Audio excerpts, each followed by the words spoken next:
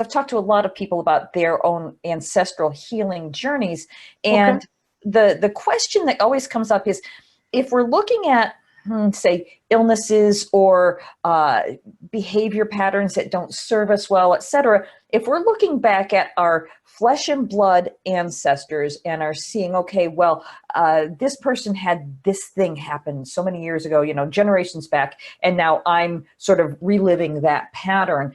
But then the question comes up, well, how do I know that whether this is an actual physical ancestral thing or a past life that has nothing to do with the people I'm related to by DNA, genetics, etc.?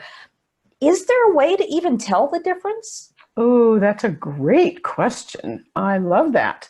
Yeah, let me just take a minute and kind of ponder that. And I'm trying to see if I can tap into an example of something that I've come across. Well, obviously, it could be both. So if we just for a second narrow it to past lives and not necessarily blood, ancestral healing in current life, I think listeners who know much at all about past lives know that we can bring in a past life trauma that happened to our body in past life that can show up in our life today, and we can discover that. There are various ways to discover that, and we can release that, release or lessen that symptom that comes from, let's just say I was shot in the back with an arrow in the 1800s, and I have this pain in my back for 15 years. I've never been able to explain it.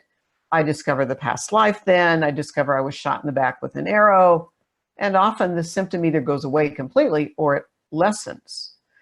But what is difficult is all this, I really think, is overlapping in the sense that, let's see if I can make this clear. What if the person who shot me with, and just pulling an example out of the air, what if the Native American from another tribe who shot and perhaps killed me with that arrow is my current life sibling? And what if that sibling also carries that same physical symptom because of the guilt that's unresolved from the past life? And though they're not the one who was shot with the arrow, they did the shooting, they can carry the physical symptom in life today. So that in my humble opinion, it's all intertwined. Does that make sense?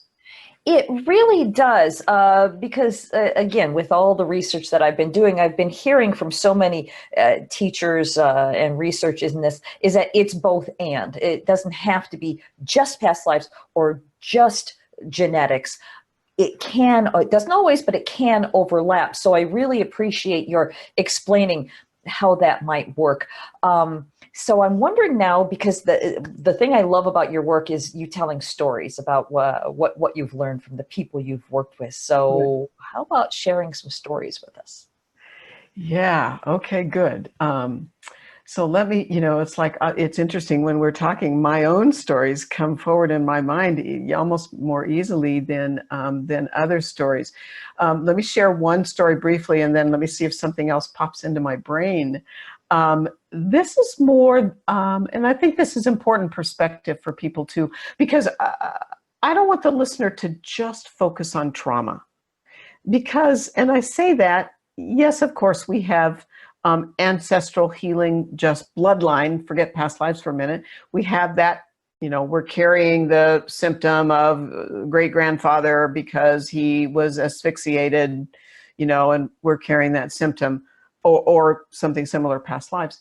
Let's flip it over and look at skills or dharma. So in my life today, I've certainly never sung on stage, so let me just make that clear to people. But throughout my whole life, actually all the way through school, from elementary school to high school, I sang in choir, and I was fortunate enough as a senior in high school to sing in the top small madrigal group. And I loved that. I've always loved music, and I love to sing. I've been busy doing other things, so I really haven't carried that forward.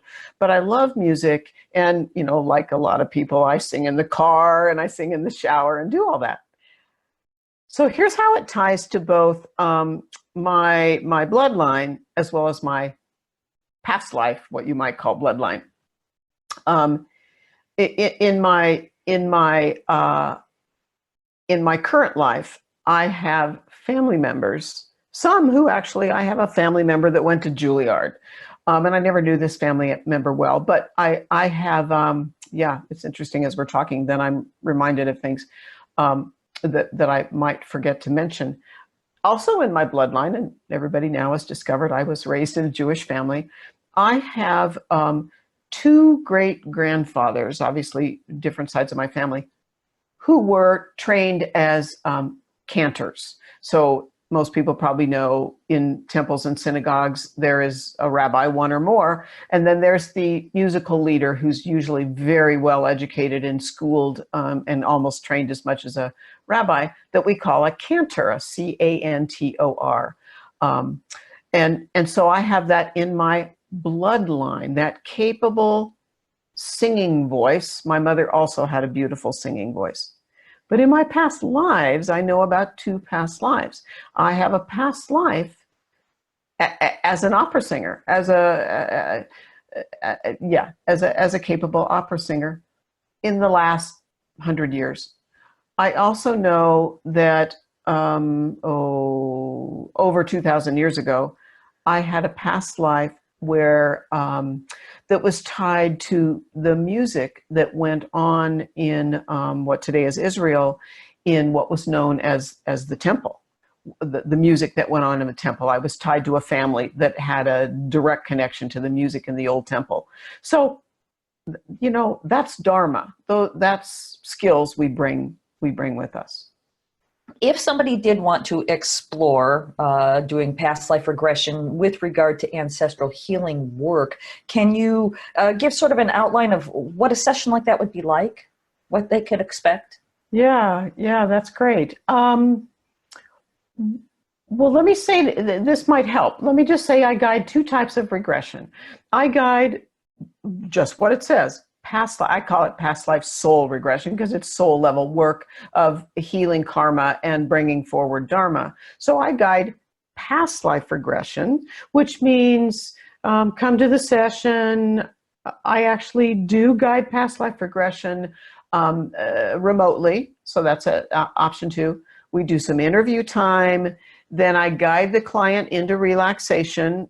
Please, people out there, there's always this nervousness about, oh, I've been told I can't go into trance, blah, blah, blah. Hypnosis is a natural process of relaxation. Most people have no trouble. I help you learn how to use your intuition. And we discover in that session an important past life, and we then spend time connecting it back to life today.